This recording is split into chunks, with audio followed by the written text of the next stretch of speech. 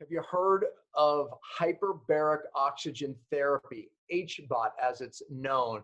Well, this show's about it. And I'll tell you, we talk about a lot of different conditions that this could be a breakthrough. Look, when you lack oxygen into tissues and cells, they will not heal. Your body has the ability to heal those tissues, but unless we can bring that intelligence into those tissues, healing will not occur. Angiogenesis, bringing oxygen into tissues, Lyme disease, pathogens, all of that we talk about on this episode of Cell TV. So stay tuned. Oh, and by the way, these are two of my amazing platinum doctors, and they in fact have a health center of the future. But this is a show you're definitely going to want to share because there's an answer here as we see so many neurodegenerative conditions, autism, pain-related conditions. This is part of the answer. So stay tuned for this episode of Cell TV. Hello, everyone. Welcome to Cellular Healing TV. I'm Ashley Smith, and today we welcome two special healers, Doctors Jason and Melissa Saunders. This power duo are co-owners of a holistic chiropractic and health facility in northern New Jersey called Core Therapies. They are also the parents of three amazing children and are truly living it to lead it as some of HCF's top platinum doctors. They are here today to discuss hyperbaric oxygen therapy, otherwise known as HBOT, and will share their mission around this amazing healing modality that they implement in their practice as well as in their own lives. So let's get started and welcome Dr. Jason, Dr. Melissa, and of course, Dr. Pompa. Welcome all of you. Thanks, Ashley. Thanks for having me. That was such a nice intro. Thank you. It was a nice intro. Healers, powerful duo there, and all of it. They're lovely people. We're excited. Yeah, and we may even be blessed by one of those little angels she talked about popping up. There's a little angel over there. You told me so. If we're blessed by that, we get blessed by my dogs every once in a while. Just uproar. So who knows? Never disrupt cellular healing TV. I love this topic, oxygen therapy, whether it's ozone, but oxygen, because, when people start to not feel well, one thing across the board is that they're lacking cellular oxygen in some aspect, hypoperfusion. And matter of fact, we even do the toxicity tests where we're looking at a visual contrast test. And the reason toxic people fail that is because hypoperfusion, meaning lack of oxygen to the nerve. And the one nerve we can measure is the optic nerve. And, so obviously there's a lot of reasons for that, but oxygen therapies have been around a long time and have really progressed. So let's start there. What the heck are we talking about? HBOT, hyperbaric oxygen therapy. So let's keep it very, very simple. What does that mean, guys? Yeah, so exactly what you said. Oxygen is just a very fundamental, I look at it as a nutrient. So it's just a very fundamental nutrient every cell in our body requires to just function normally, let alone to heal if there's some sort of issue.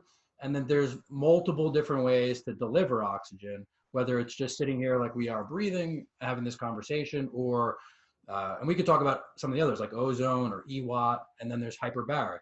Mm-hmm. So just very specifically and super basic, hyperbaric literally means increased pressure. And so you're basically placed in a hyperbaric chamber, which is a pressurized environment.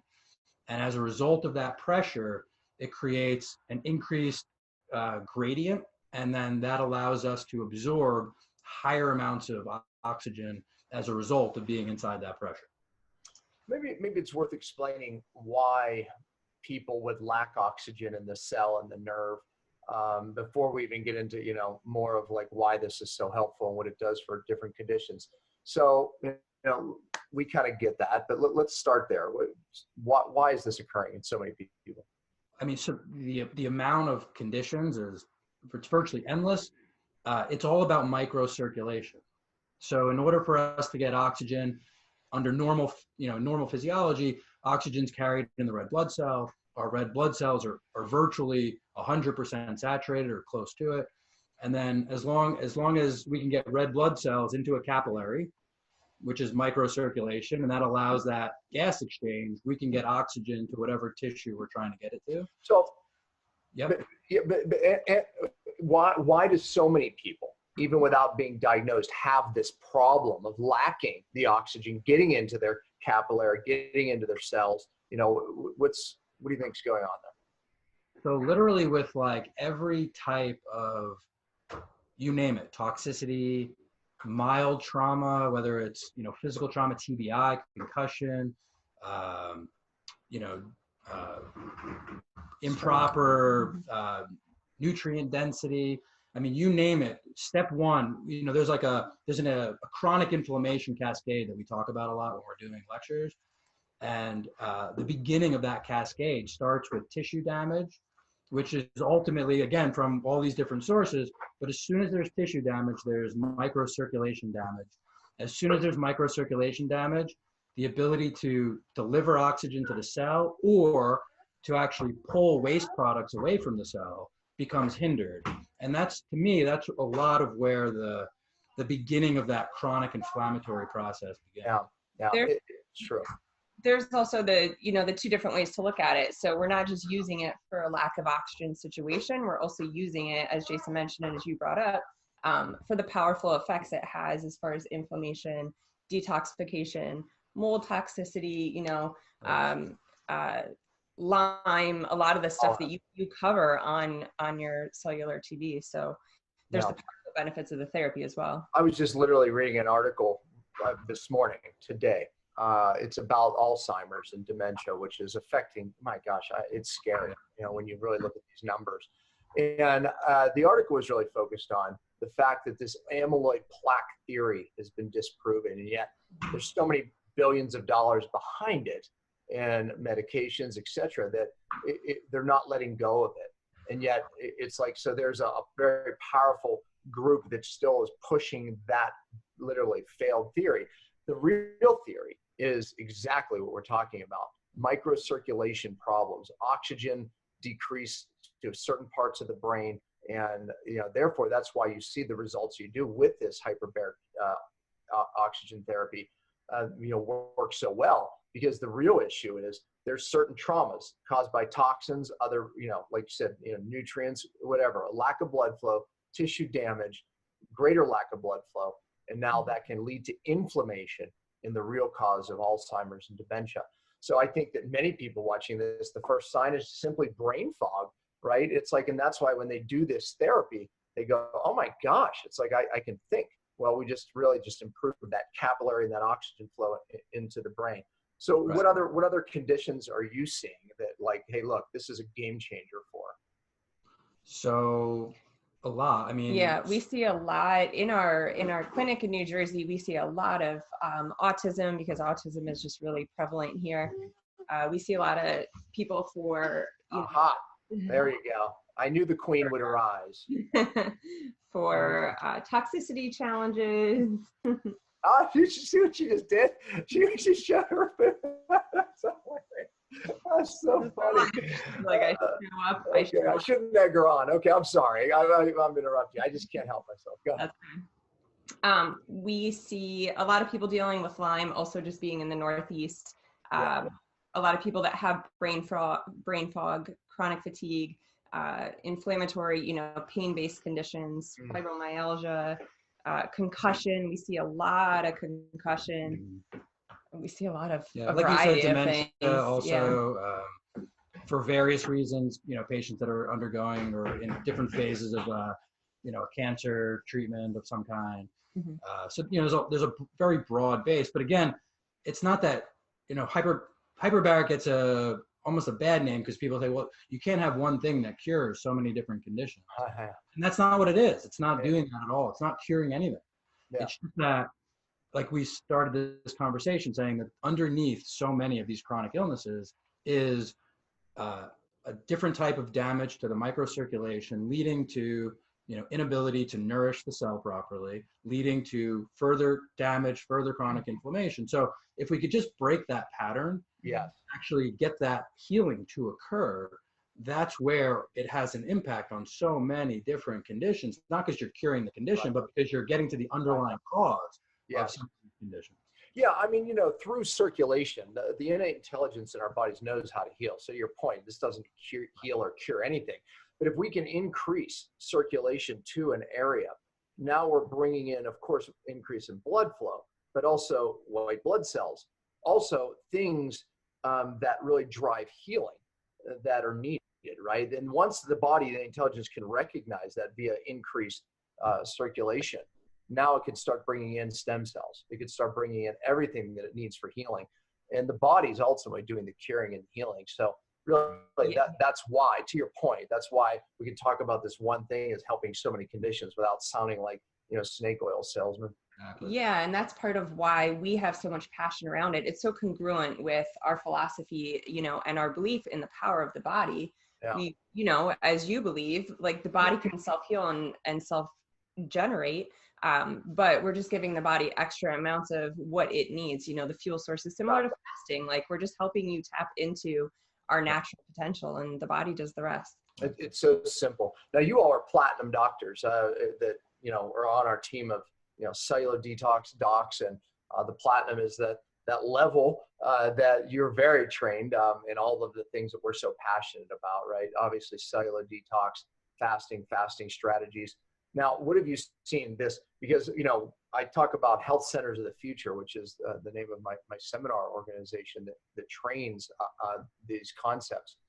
Now, what have you seen with the cellular detox, the fasting strategies, and this HBOT therapy?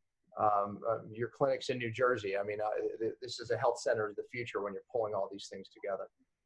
Yeah, it's again something we talk about a lot when we're doing some workshops and lectures. It's every one of those therapies is great, right? If you're doing metabolic therapies like diet variation and fasting, if you're and that's just all you're doing, I mean, you're going to get some amazing results. If you're doing really powerful and appropriate detoxification programs, you're going to get great results. If you're doing hyperbaric, you're going to get great results. But it's just so different when you bring them together, that the synergy of these, one of the things, because when we lecture to medical doctors and we're talking about and we want to say like, well, in research, we have to control all the variables and we can only change one thing at a time and make sure that this is having the effect. Sometimes I think from a research standpoint, that has a place and it's appropriate to do. But in the clinical environment, if you're addressing these singular therapies one at a time, how many times I've had somebody come in, well, I tried gluten-free for a month, that didn't work, so I put it back. And then I was dairy-free for a month and that didn't work, so I put it back. And then I did this detox program, but I got so slow, but and you had to do all of it, and you had to do all of it for some period of time to really nourish the system enough to actually get the changes you're looking for. So, I'm amazed, honestly, in the last few years, especially having brought in a lot of the different techniques that, we go through in our groups, to see the synergy of all those pieces come together for people, there's nothing like it. Yeah, I mean, that's the whole point of the health center of the future. It's like, this multi-therapeutic approach that I've been teaching for 20 years, it's our passion. I mean, it really is, and so. I think what's a big part of it for us too is, anytime you're doing a powerful, really effective, safe detox, you're still going to sometimes get some kickbacks and some reactions, and for, a lot of people, we slow it down and we know how to do that through the group and our coaching and, but also using certain tools in health centers of the future, like hyperbaric oxygen has made a lot of difference because it can help just minimize that detox reaction. Yeah, listen, obviously, this. I've encouraged every one of our platinum doctors to have one of these units in their office. Let's talk about what it looks like. I mean, do you have one near you that you could spin the camera around? I mean, can we? Because some people have no idea what we're talking about. Honestly, I want to give them a visual if you have one. Hold up a picture. I mean, anything, whatever you have available to you. And then you can start talking about the actual process. What does it look like when we talk about, doing this? How long does somebody have to be in there? And like, what's going on when they see this device? Like, what is going on? Okay. Yeah, we can definitely, Jason's looking for a picture right now. We're in our home office. I should have prepared you for that. Yeah, okay. So our stuff's not right here, the hyperbaric machine, but we'll make sure you guys have pictures in the postings and things like that. But Essentially, for this purpose, we'll talk about soft chamber. So there's soft chamber and there's hard chamber. A lot of people that are, seeking out hyperbaric for the first time tend to go in what's called a soft chamber. They're usually about 7 feet long, Jason? Yeah. Is that the right length? And then you lay in this inflatable area. It's nice and comfortable. It inflates over about 5 minutes. You feel a little bit of pressure in your ears, just like if you're flying. So you just stay ahead of it, you clear them, chew gum, yawn, swallow. And usually people stay in there for about an hour. It's a nice little sensory deprivation for a lot of people too. There's some white noise. A lot of people sleep or read, take a little nap, relax, maybe listen to some music. And yeah, you got a picture? Yeah. I don't know. I'm not sure if you could see them or not, but so that would be one version of a soft chamber. Yeah. So that's about 7 feet long to hold your 7 average feet long. chamber. It's like 32 inches wide. So about the width of like a typical doorway in your home. A soft chamber a hard chamber looks a little bit more like that. So, and that's actually significant. It's the same length. It's about 7 feet, but it's 42 inches in diameter. So the hard chambers, they go higher pressure, therefore more oxygen, and definitely better used in a professional situation. Now, here's one that you all sent to Daniel. This is my son. Most people watching knew he broke his back. This I used in one of my PowerPoints to show the different treatments we did to get him healing, remarkably, by the way. I mean, to everyone's amazement. But there he is in the chamber. I don't know if you can see that, but then that's the end of the chamber. Yeah, so there he is inside there. Anyways, that's, it was such a blessing because we know that increases the healing capacity, really sped up the healing. So thank you for that. And I got to see it firsthand and experience it, firsthand myself. So it was a real experience, I'll tell you. So go ahead. It's good too, I think, to mention, and like you showed those windows, it's nice and light in there. I do feel that, a handful of people, when they hear about hyperbaric oxygen and they're curious and they're wanting the benefits of it, sometimes we hear people being concerned with claustrophobia. Mm-hmm. So I want to address that because I would never want that to prevent someone from getting. Well, I'm actually slightly claustrophobic because I had on my football team, I was everyone piled up on me, and since then I've been claustrophobic. I had no problem with it. Because I right above me was the zipper. What I'm saying? I mean, meaning that I could stop it, open it up at any time myself, and as long as my brain knew that, I didn't feel constrained. So I think that's exactly right. When we show people that, one, there's a lot of room in there. Two, you have full control. Yeah. Right. You have windows, you have zippers, you have valves. From the outside, we can control it. From the inside, you can control it. And as soon as you know that there's a way out, you could open the door, basically, so to speak. It does calm most people's concerns that way. And so just like anything, working with a provider that knows that and, walks you through in a slow way so that you feel a sense of control and safety, people are totally fine. Yeah. How long do you have to stay in to get a benefit? Yes, it depends the goal. I'd say clinically, the majority of people do about an hour. There are times where it's more appropriate, like a pre-workout, or you want to, in some cases where you're doing like neuro rehab, where you might want to just increase oxygen to the brain to get through like an exercise rehab kind of a thing. You might only do closer to 20 to 40 minutes. Mm-hmm. But from a typical healing and recovery standpoint, the majority are 60 minutes. And then sometimes if we need if we need to do a lot of sessions over long periods of time, we'll have patients either do 60 minutes twice a day or even 90 minutes at a time inside the clinic or at home if they're doing home therapy. So it ranges a lot just depending on the goal. God bless. Had the sneeze. Anyway, so I think the next question, first of all, hold up your book because we're asking a lot of questions. I'm asking a lot of questions. We're not prepared. Yet. Oh, I thought you had it out. Yeah, no. So the ebook just came out 3 days ago, so it is out. Well, give the name of your book because they can start there. So name of the book is Oxygen Under Pressure. It is out, like I said, the ebook's out, and then the paperback comes out in about 2 weeks. Yep. So you can go on Amazon now. If you just type in Oxygen Under Pressure, you can go ahead and order the digital version. Yeah. Right. Perfect. Yeah, no, that's good, because I'm sure there, you have so much more in there about this topic. I think the other question my viewers are wondering is, okay, I want to do this. I want to try this. Where and how do they find out more, or how can they find a clinic or somewhere to get one of these units? So right now, as powerful as it is and as helpful as it is, there really aren't that many clinics, unfortunately. So there's still a lot of, we still have people who travel easily, 2 hours. So we have our clinic in New Jersey. We have another clinic outside of Philly. And equidistant, it's about a little over 2 hours away. People travel equidistant from both of those, because that's literally how far away most clinics actually are. And that's part of our mission. We're trying to get these in more practitioners' hands and educating them on how to use them. But for now, the book is a really good resource for people to understand how it works and why it works, and to see if it's a fit for them. And then from there, if they want to reach out to us, and we'll make sure all the resources are posted with this video, we can certainly help find someone that's, reputable and in their area, and who's good and skilled at what they're going in for.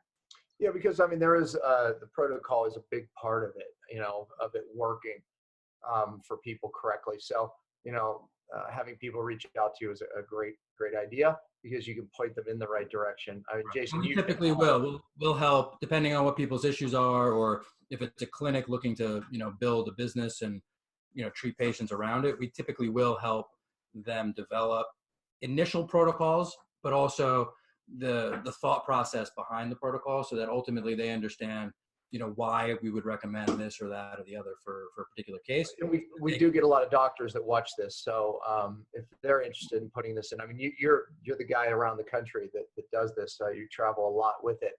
Are we giving? I don't know if Ashley's going to put up your contact. I'm sure she will. But you can give it now. You can give it now. If you the best resources for sure are the website HBOTUSA.com. We also HBOTUSA.com. That's our company name.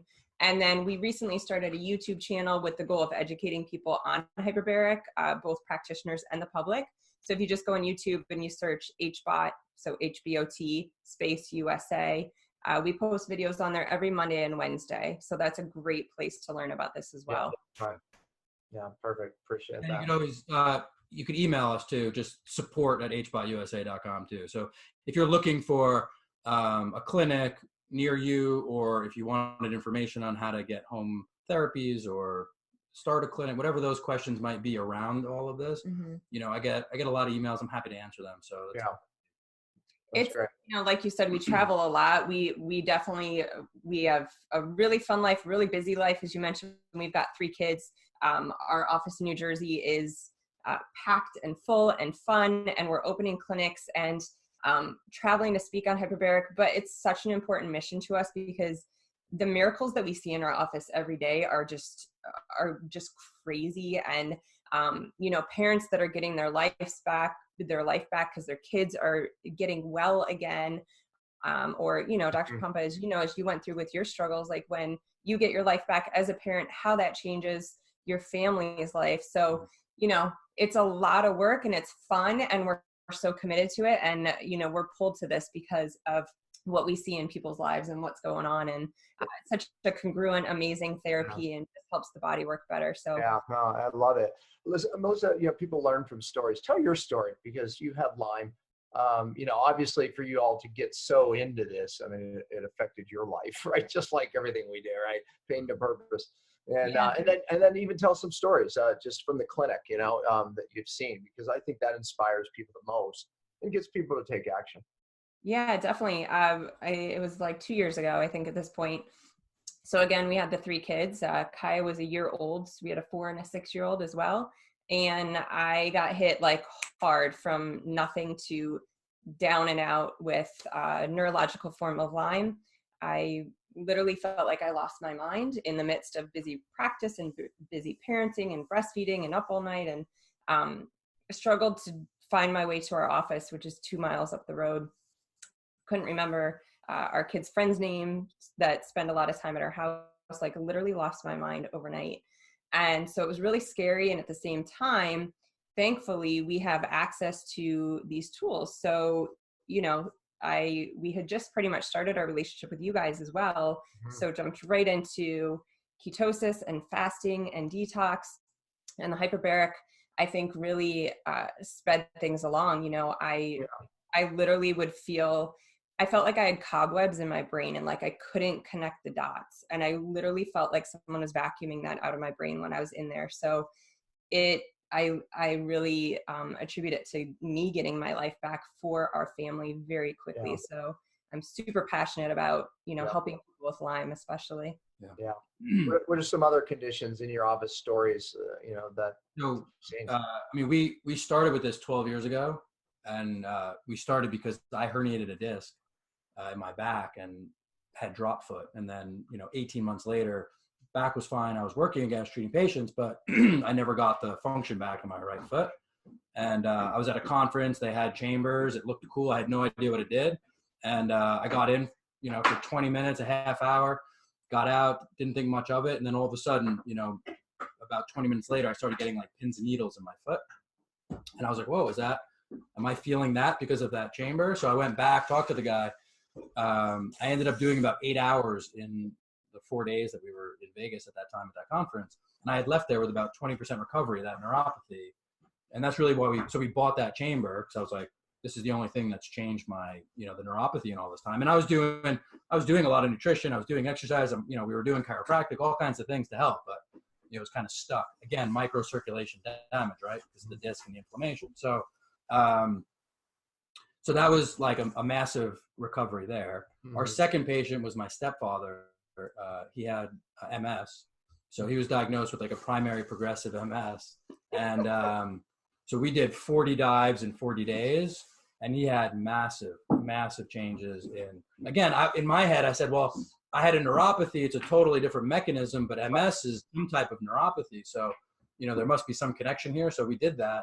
And he had amazing change. He got his gait back. He started doing stairs again. He got his balance back. 12 years later now, you know, they had to change to relapsing remitting because it wasn't primary progressive. And, you know, he's doing great. He still gets around, you know, really, really well. So our next patient was a stroke patient, 8 years post-stroke. And all she wanted to do was, you know, improve her mobility a little bit. But she started driving again. She started reading. Like, she couldn't read because she lost, you know, partial vision in her left eye. She was able to read again.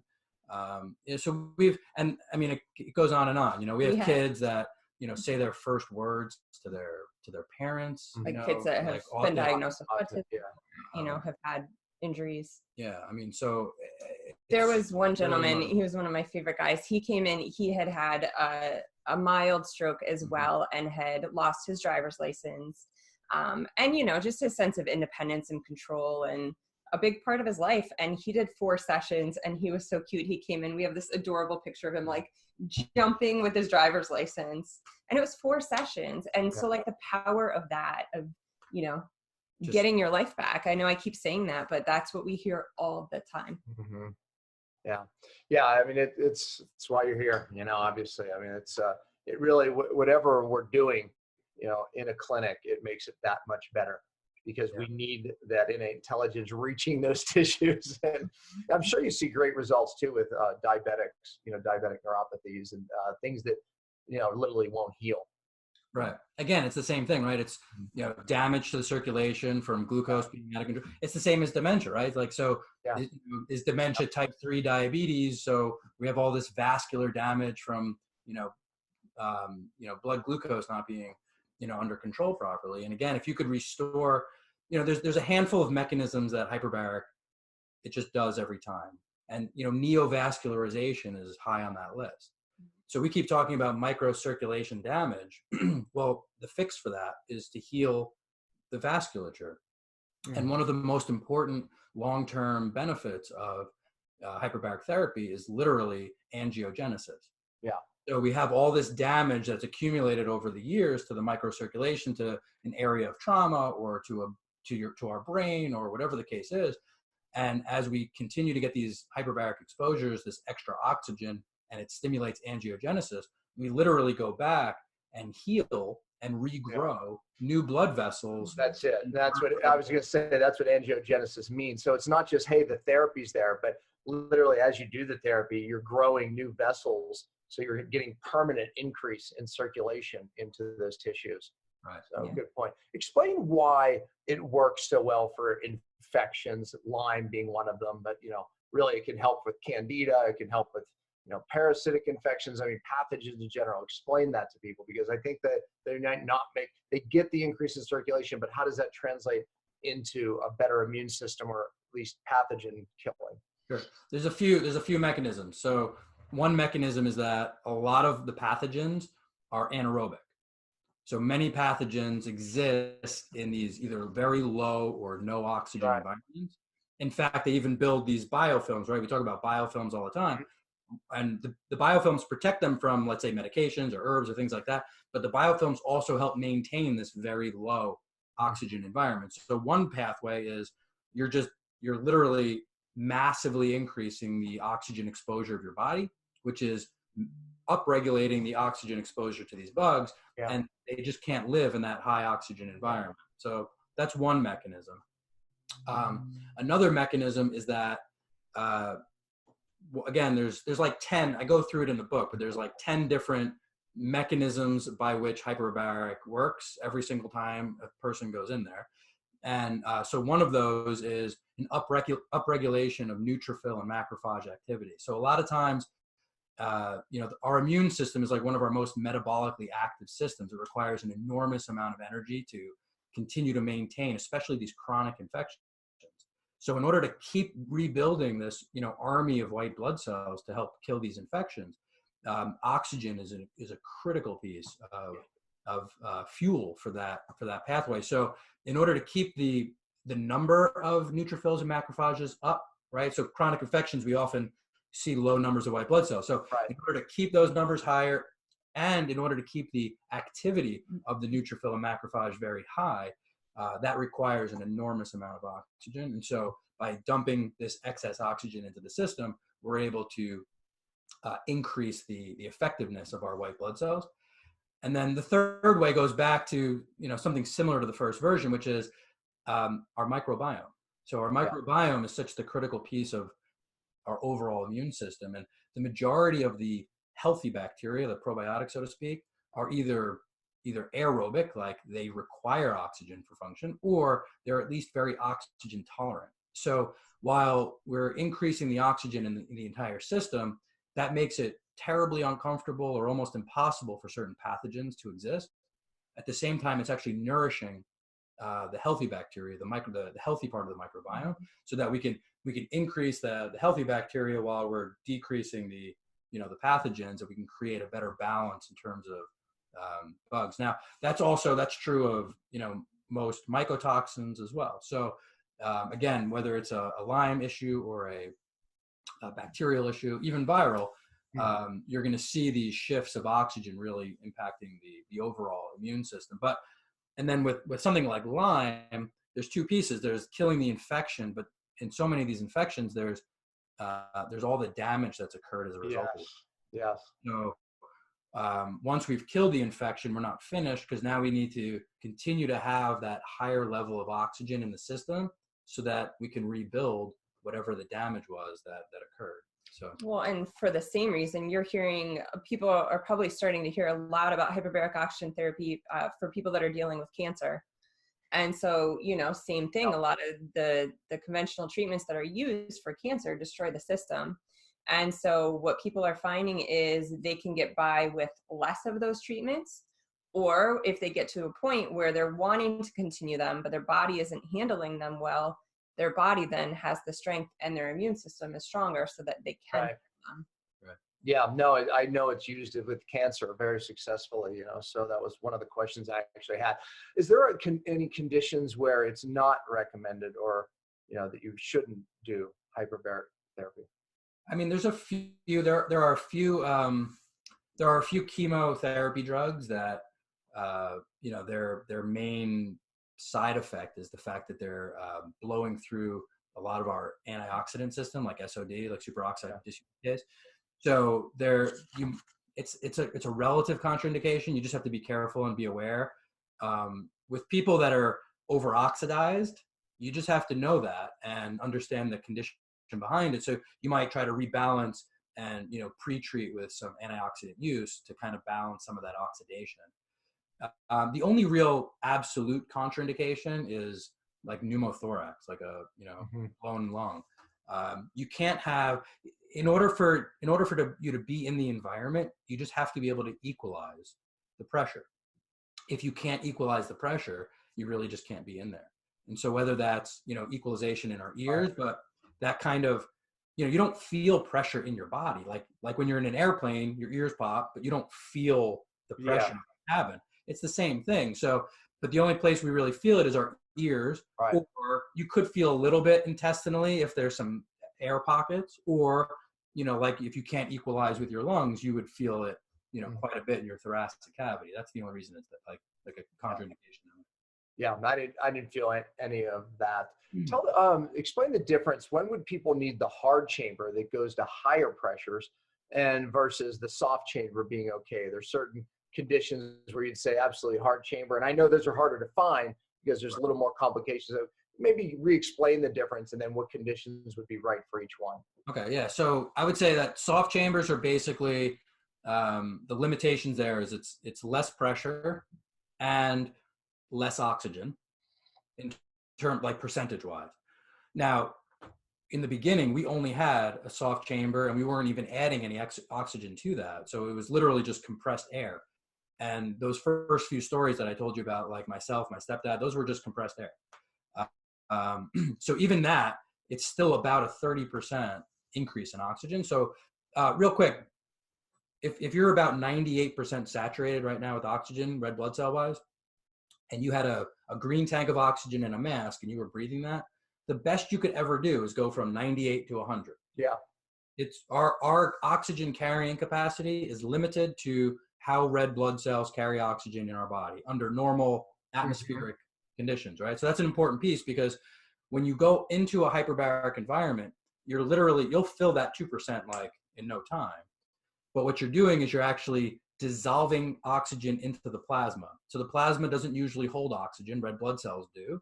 But in the environment of pressure, you can dissolve oxygen into the plasma. That's why you can get such massive increases. So in a soft chamber, no extra oxygen, you're running somewhere between 25 and 30% more oxygen, not 98 to 100, the equivalent of like 127. So that alone is pretty remarkable. If you add oxygen to that system, or as you get deeper and deeper in pressure, you create a larger gradient, which creates a larger amount of diffused oxygen. So in most cases, almost all, but certainly in most cases, even the soft chamber alone, you'll get there. But what you could have done maybe a little bit faster because you had more pressure or more oxygen, you're going to end up doing a little slower if you're limited by pressure, right? So the biggest thing is that an acute Lyme condition or a really bad acute infection. I mean, think about it. In a hospital, they'll use hyperbaric for gangrene. Yeah. Right? Really terrible anaerobic pathogen. And so hyperbaric is one of the solutions for something like that, especially if it's not, or MRSA even, if it's not responding to, traditional care. So same kind of thing. If it's an acute infection and you're really trying to have an impact on that infection, higher pressure definitely does a better job faster. Subacute infections like typical mycotoxins or chronic Lyme, if it's not really that we're going after the infection as much as the inflammation and the consequences of that infection, usually the soft chamber is enough.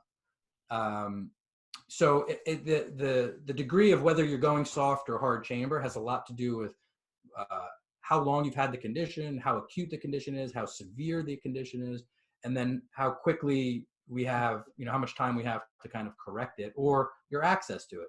For somebody who can, come to our clinic in 10 minutes or not, sometimes it's like, just go to the clinic. It's easier. Yeah. For somebody who would drive 3 hours to get to the nearest clinic, okay, do some home therapy at lower pressure, but just do it more frequently so that you can get a similar response. Right. But again, there's so much variation that's why I think it's really important that, people be guided to some degree on how to do it. Because, You know, I hear all the time, well, I tried hyperbaric, didn't work. I did it like, you know, once a week for a month or two, like no chance. Like it's just not, depending on the issue, most likely that's just not going to cut it. So you really want to make sure if you're going after that, whatever that issue is, to use this tool, that you use it properly to get the benefit. I'm sure you cover that in your book.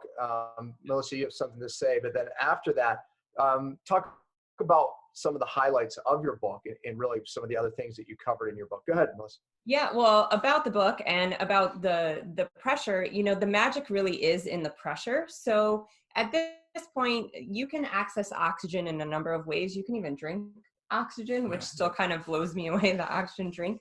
But the magic is really in the pressure. So, and that's why we named the book Oxygen Under Pressure, because as Ethan mentioned, you can put on green tank, you can get from 98% to 100%. And so then it begs the question, why would you want to be over 100%? Why do we want the pressure? Well, we like to describe oxygen as a nutrient. So, you know, similar to something like vitamin C, right? We all walk around with pretty much enough vitamin C, and then sometimes you might want to megadose to help get over a cold or to help boost your immune system. Oxygen is the same thing. So a lot of us walk around fine, but there's times where we might want to give the body just an extra boost to help do what it does naturally. And so that's where the pressure becomes important and the influx of oxygen. You can only get that benefit through pressure. And so that's a lot, you know, in the book too, Jason covers a lot of that. Like, why do we need the pressure? What does it do? How does it work from a scientific level for people that want to understand that depth? And then also just, you know, keeping it really simple too for different conditions. How does it work for this? Why is it important? Yeah. Yeah. I mean, that's, you know, so, many people think like, hey, here's ozone. I love ozone. I think ozone is a fabulous tool and it has a very particular use. And EWOT is a great tool and it has a very particular use. Hyperbaric is a great tool, again, particular use. And so it's all about what's the issue, what's the goal, and you know how do we put it together? Just because they're oxygen therapies don't mean that they're working on the same system in the same way. Right. They're working on different systems in very different ways. And in particular, it's pressure that allows that massive increase in absorption. There's just no other way to get that level of absorption without implementing pressure. So, you know, the book it's broken into two sections, basically. It's the first half is really about chronic inflammation, chronic illness, kind of the history of, you know, how America or other industrialized nations do, but like just the road we've all been on where to so many degrees, longevity has continued to grow, right? Centenarians or, you know, some of the largest population percentage growth folks these days. So we're getting this increase in longevity, yet we see quality of life suffering, you know, terribly. Totally. And so why, like, so it goes into that, like, why are we even wanting longevity without quality of life? Yeah, I don't. It doesn't make sense, right? So how do we help fill that in? How do we help grow quality of life to match longevity? And what are all the implications? Like, what are all the issues in our world that have led us to this chronic inflammatory, you know, cycle? So it really breaks a lot of that down. It goes into how those things have created what would be considered an accelerated aging from a biologic standpoint. So even though we have longevity, which is chronologic aging, our biologic aging is much more accelerated than it should be. Absolutely, which is so true. Most people's cellular age, biological age, in other words, is much more than their actual age, which is sad. Because there's technology today like this that it literally doesn't have to be that way. Right. So then I go into what would be considered regeneration. How do we fill that gap? And for us, you know, it's no secret.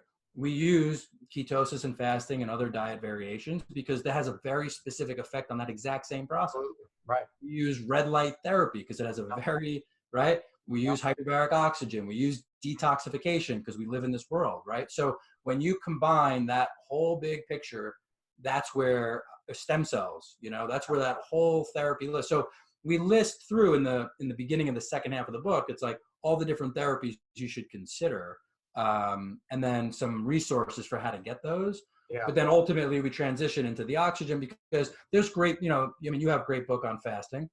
there's great information on some of these other therapies, and I think there's just a lack of knowledge, a lack of understanding on hyperbaric. So the whole rest of the second half of the book is really just focused on what role does pressure and pressurized oxygen have on that whole process. What does it mean? How does it work? What's the science behind it? And then the research on different conditions that it helps people with. Yeah, no, it's awesome. It's such an underutilized and so simply effective therapy. It's insane. And so again, it's why we're just committed to spreading the word on it. Yeah. I appreciate it. I appreciate you coming on Cell TV. Appreciate you being a health center of the future, which you are, as you just described. We have an answer, don't we, to what the world needs. I mean, and again, we're not ever putting one thing on it, right? I mean, it's putting it all together, I think, is the brilliance that we do. And I appreciate you being on that mission with me, that's for sure. And I appreciate you spreading this knowledge because, again, it's a piece of the puzzle. As we look at so many people don't feel well, can't get well because they don't have enough oxygen at the cellular level, can't get that innate intelligence into those damaged tissues. This is part of the answer. You have to fix the cell to get well, Doc. I'm so glad you reminded me of that. We're on our third outfit change. So what does the Queen have to say? What do you have to say? Bye-bye. Bye-bye. There you go. Well, we'll leave it with that. We'll let her say the goodbyes. Thanks so much. I love and appreciate you both. Thank you so much. And get Jason's book and make sure you contact them. They gave the information lovingly, so I appreciate you doing that, talking to the people, lead them in the right direction. Thank you all. Thank you. Bye, everybody. Well, that's it for this week. We hope you enjoyed today's episode. We'll be back next week and every Friday at 10 a.m. Eastern. We truly appreciate your support. You can always find us at cellularhealing.tv, and please remember to spread the love by liking, subscribing, giving an iTunes review, or sharing the show with anyone who may benefit from the information heard here.